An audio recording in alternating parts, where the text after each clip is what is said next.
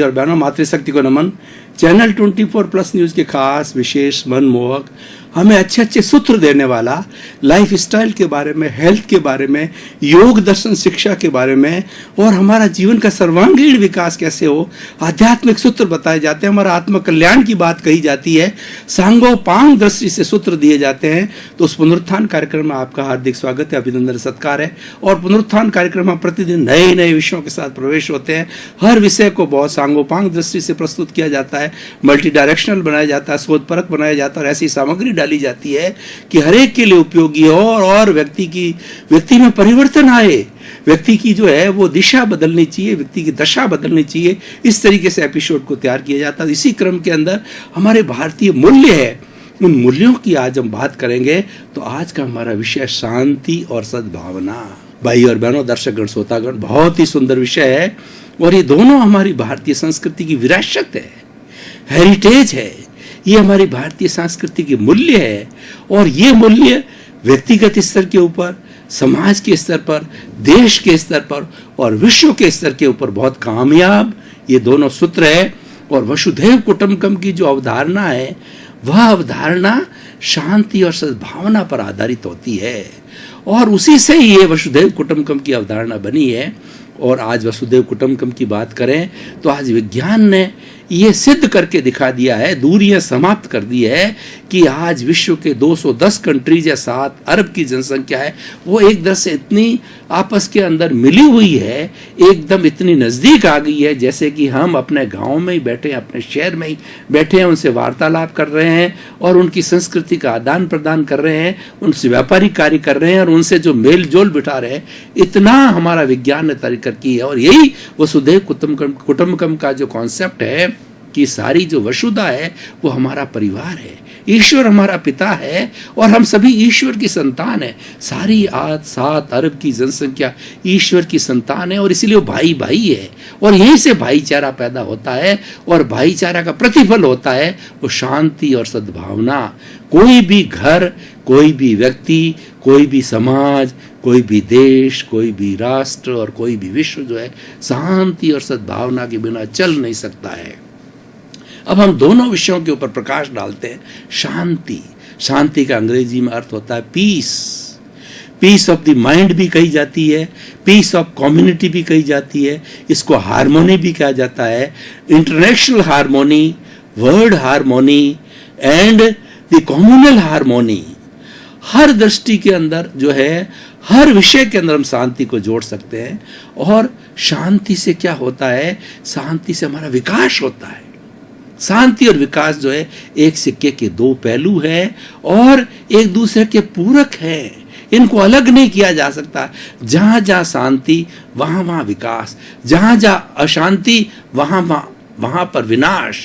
आप पुराना इतिहास उठा करके देख लिए, पहले जो हमारे राजा महाराजा थे या एक देश या दूसरा देश साम्राज्य के लड़ता था, अपना साम्राज्य बढ़ाने के लिए कितना ही जन और धन की हानि हुई है कि मुझे जमीन का टुकड़ा मिलना चाहिए। अरे नर और जो है धन और जन की हानि हो गई है तो जमीन का टुकड़ा क्या काम आएगा, वो जमीन पे कौन रहेगा। हम अपने बड़े बड़े बंगले बनाते हैं और बड़ी बड़ी अट्टालिकाएं खड़ी करते हैं और बड़े बड़े ऐशो आराम का कार्य करते हैं, लेकिन उसको भोगेगा कौन? व्यक्ति रहेगा वही तो भोगेगा, नहीं तो दूसरों के लिए बना करके क्या करेंगे। तो ये जो साम्राज्यवाद जो है, यानी अपनी टेरिटोरी को बढ़ाने के लिए लड़ना है, वो आज के समय में मूर्खता है और ये सबसे बड़ी अशांति है।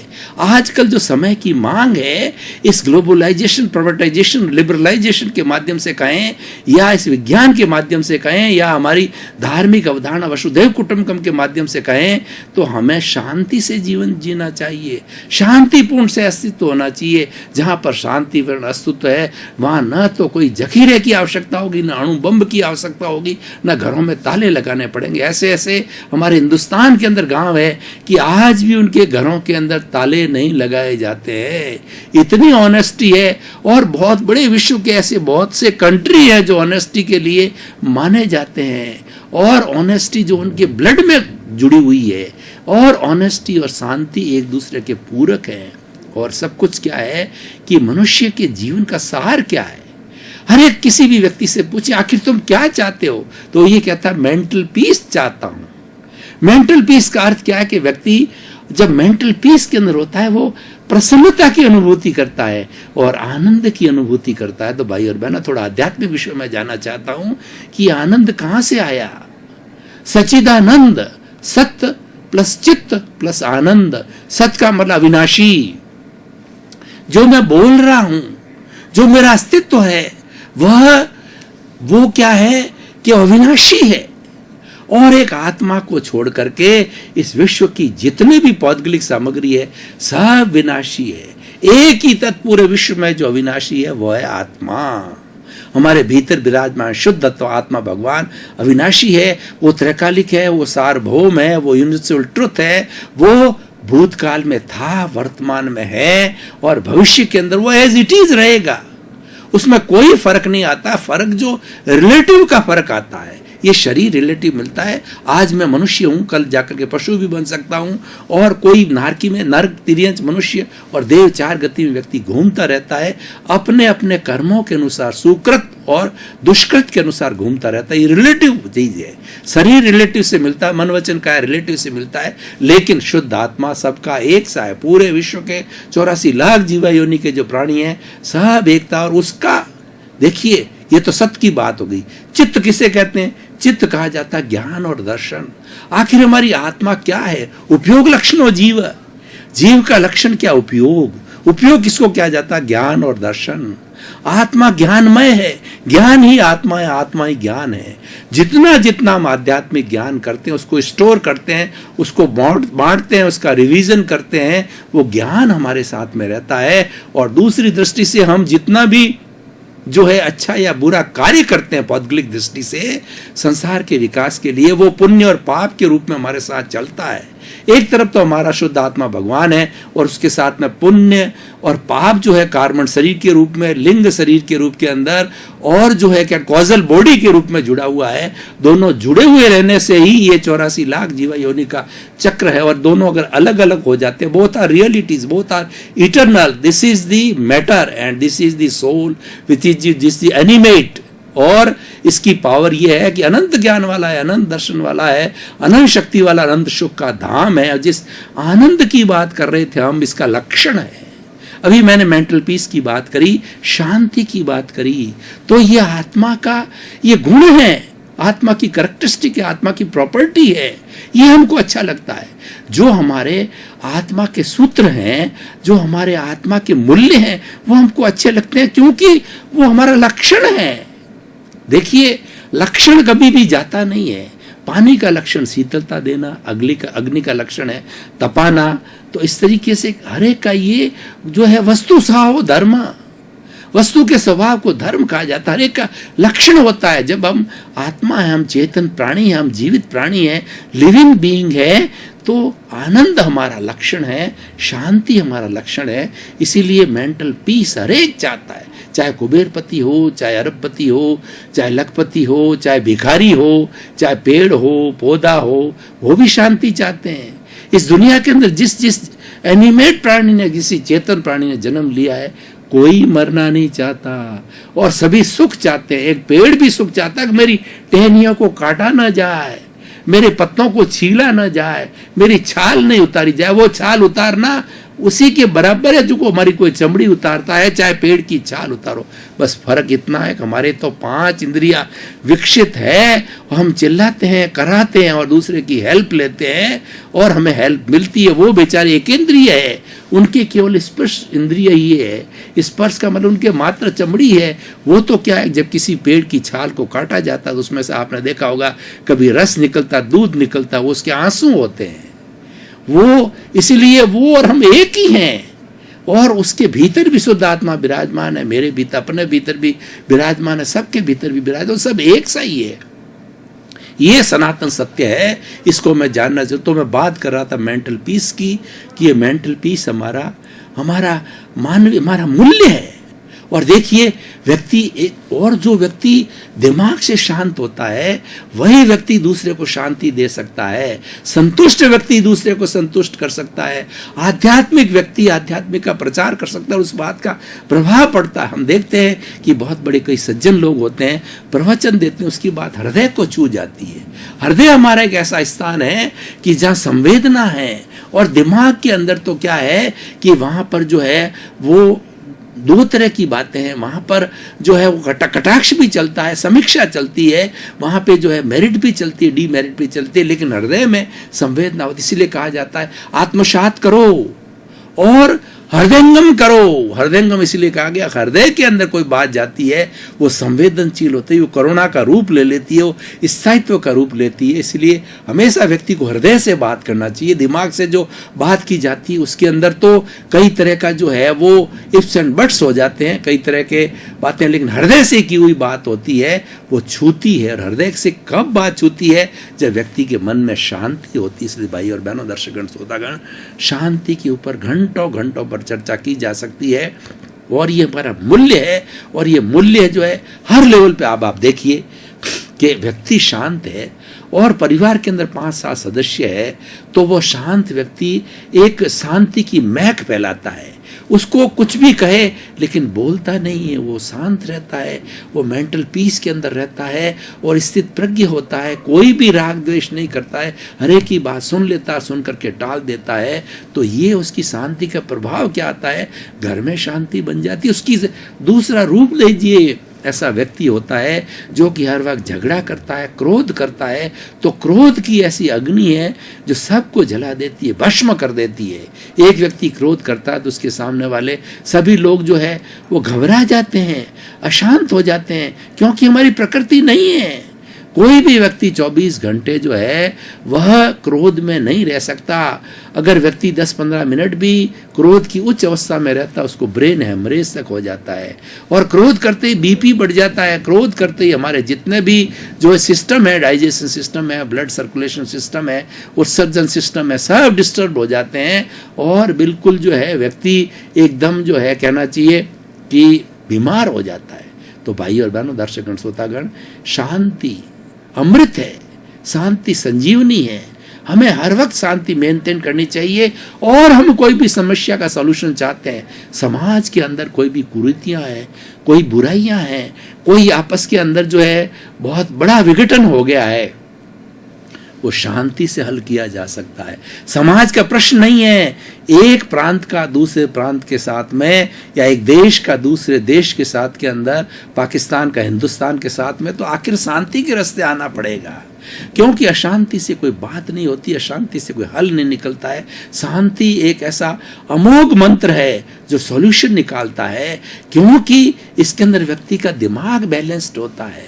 दिमाग व्यक्ति जो है निष्पक्ष रूप से सोचता है कि इसमें मेरा भला है या नुकसान। हमारी भारतीय संस्कृति में 3 शब्द आते हैं, गे, हेर, उपादेय। गे का मतलब होता है सृष्टि के अंदर जितनी भी अच्छी बुरी चीजें हैं उन सब की जानकारी करना चाहिए, वो गे कहलाता है। और जानकारी करने के बाद में अपने विवेक को अप्लाई कीजिए कि मेरे लिए शांति प्रिय कौन सी चीज है, मेरे लिए जो मेरिट में रहने वाला, अच्छाई में रहने वाला कौन सा है, उसको जो उपादेय कहते हैं वो ग्रहण करना चाहिए।